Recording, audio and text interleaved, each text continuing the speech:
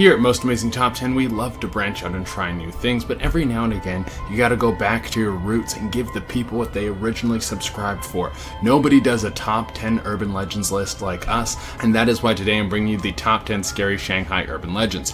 I am, of course, your host, Shader Reina, and this is, of course, Most Amazing Top 10, and you are, of course, the Most Amazing Top 10 family. I want you all at home to turn off the lights and light a spooky candle to set the mood, because this is going to come right at ya. As always, I would love it if you could like, comment, subscribe, and hit the little notification bell, and stick around for the whole list because I'm going to be doing some more pet shoutouts that you love so much. And without taking any longer, let's get into this list. Coming in at number 10, we have the Vampire Granny. Well, I decided that we would start off this urban legends list by ruining one of the most wholesome things on the planet. How could you make a granny evil? What's the next point going to be? Garlic fart puppies? In terms of urban legends, this one is fairly new. It popped up in the mid-90s.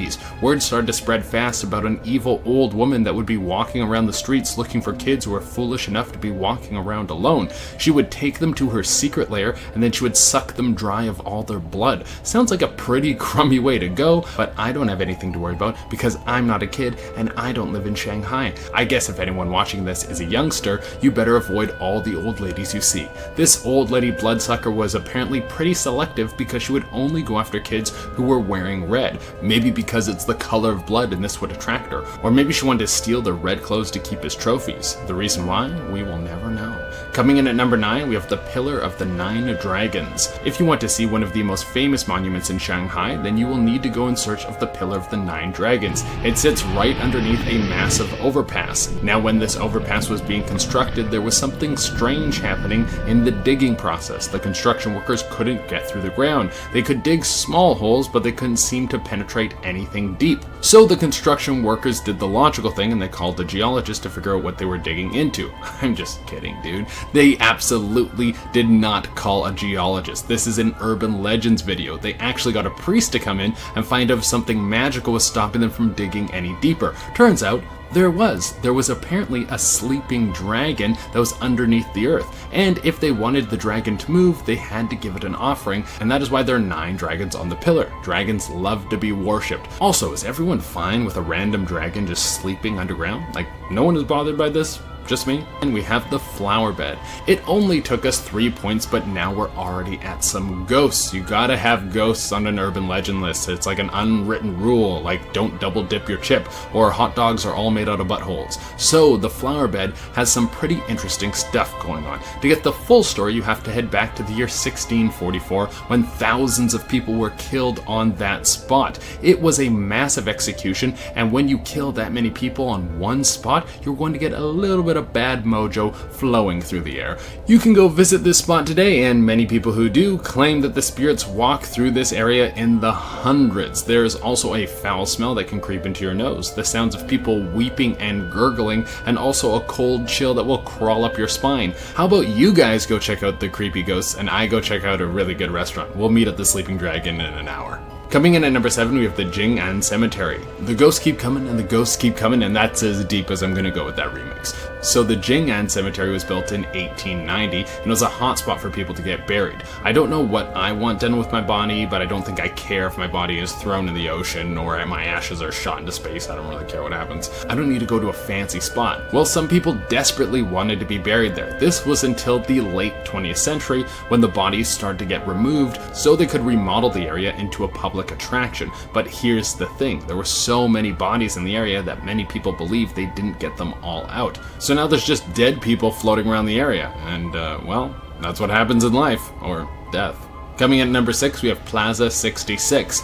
It seems that there aren't only dragons underneath the earth in Shanghai, but there's also some gods. When Plaza 66 was being built, there was a ton of accidents, and instead of blaming this on poor construction policies, the people in charge of this came to the conclusion that there was a goddess living under the spot that they were trying to dig. So this is what they did. They changed the whole building to look like it was a monument to the goddess, and she loved this and stopped any further accidents from happening. Seems like a fair deal. Coming in at number 5, 5, we have the Pacific Department Store. This building does have a Chinese name, but I don't want to butcher it and sound like a moron. But here's the story, and I'll tell you, it is horrifying. So the store was built on a cemetery. That's not crazy for an urban legends list, so let's up the ante a little bit. It was built on a child's cemetery. Oh my god, that sounds like the most horrific thing I have ever heard. So there was a nursery/orphanage in this spot where the department store was built, and some of the kids don't always make it, so there was also a nursery/orphanage graveyard. Honestly, I didn't know this video was gonna get this dark.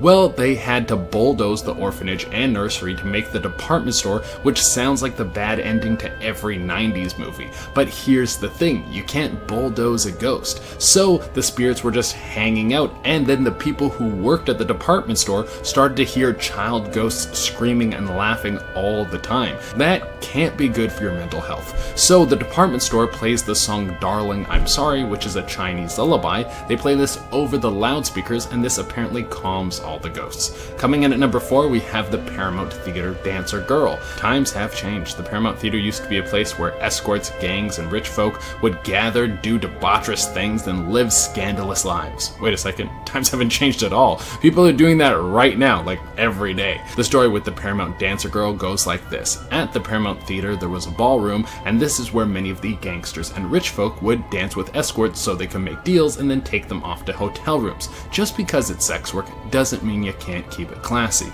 Well, one girl was pulled onto the dance floor by a gang member, and she wanted nothing to do with him. She told him off, but then he forced her onto the dance floor, so she responded by slapping him right in the face. Well, he didn't like this one bit, so he shot her dead on the dance floor. It's said that this poor girl's ghost is still dancing throughout the theater. Coming in at number 3, we have the Kui Mansion. Ghostly pets protecting a mansion. That sounds like my kind of bizarre urban legend. So apparently this building has been standing for quite some time, and the Chinese government decided that it was time to tear it down. The building was previously owned by a couple of avant-garde painters who loved exotic pets and probably had mustaches. Dudes who like weird paintings and have a bunch of strange pets for sure have mustaches. Well, one day these two dudes just vanished. They disappeared, and that has never been explained. Oh, this legend is starting to get good. Years later, when the teardown order was sent out, every worker who walked into the building ran out in terror and revealed that they had animal bites all over their body, but they hadn't been touched by any animal. There was also a worker who tried to kill his boss, and when he later calmed down, he said that the lizard was making him do it.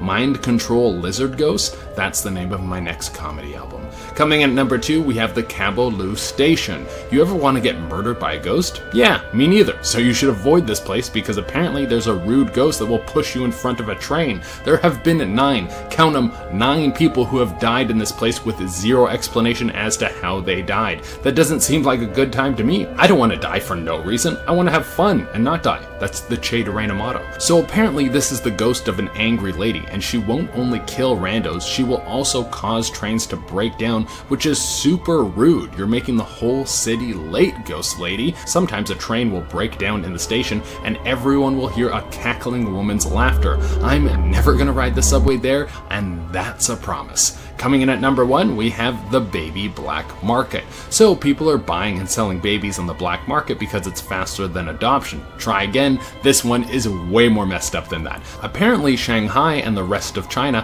has a flourishing black market for selling dead babies for people to eat. What? Are you serious? Yeah, people want to eat babies. Why do they want to do this? Well, like a lot of black market digestibles, they believe that it contains some sort of superpower, like that it will make you live longer and be stronger. Dude, just eat kale. I promise you that kale is way better for you, and you don't have to be a horrible monster to consume it. Alright everyone, that has been our list. Thank you all so much for tuning in, and as promised, I'm going to be doing some more pet shoutouts. Remember, if you want me to shout out your pet, you can hit me up on Instagram. I pick new pets each day, so if you don't get picked one day, you can message back another day. If it takes me a while to get back to you, I am very sorry. I have a lot of these to do. To kick things off, we have Rizzo, who looks like a good shaggy boy. Then we got Max, who's got some big old floppy lips. After that, we have a horse named Wyatt. Next, we have a little kitten named Frosty, and to close it out, we have the bunny Biscuit with his little unicorn uniform. Alright everyone, that has been our list. Thank you all so much for tuning in. As always, I would love it if you could like, comment, subscribe, and hit the little notification bell. Until next time, I've been your host, Jay Dorena, and I guess be careful if you're a baby. You don't want to have someone eat you. That's scary. Bye. So the Jing'an cemetery was built in. That there was a goddess. Times have changed. The Paramount Theater used to play. Let's get into this list. Coming in at